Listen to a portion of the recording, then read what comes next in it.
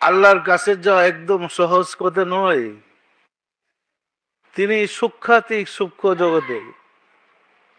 তো আল্লাহর কাছে যেতে হলে যাকে প্রথম পাবেন তিনি হইলেন কুল কায়নাতের রহমত রাহমাত লিল আলামিন, সম্মানিত আশিক রাসূলেরা। রাসূল সাল্লাল্লাহু আলাইহি ইসলামকে স্থূল জগতে, জাহিরিতে মানুষ কাছে থেকে দেখার সুযোগ পেয়েছে, কাছে যেতে পেরেছে, কাছে থেকে রাসূলের কথা শোনার সুযোগ পেয়েছে। পাইছে না পাই নাই? কিন্তু আল্লাহর কাছে যাওয়া, আল্লাহর পাশে গিয়ে বসা, আল্লাহকে দেখা, সামনে সামনে কথা বলার সুযোগ মানুষের নাই।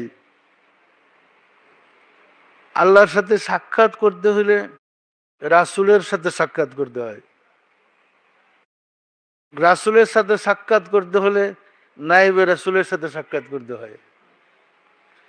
নায়েবে রাসূলের কাছে গেলে রাসূলের মাঝে, রাসূলের সামনে বসলে যে ফজিলত, যে রহমত, যে বরকত, সেটা নায়েবে রাসূলের কাছে পাওয়া যায়। আমি নায়েবে রাসূল বলতে ওলি আল্লাহদের কথা বলছি।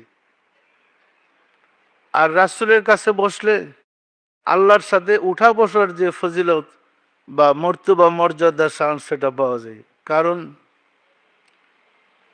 আপনারা জানেন আল্লাহর আরশ আছে।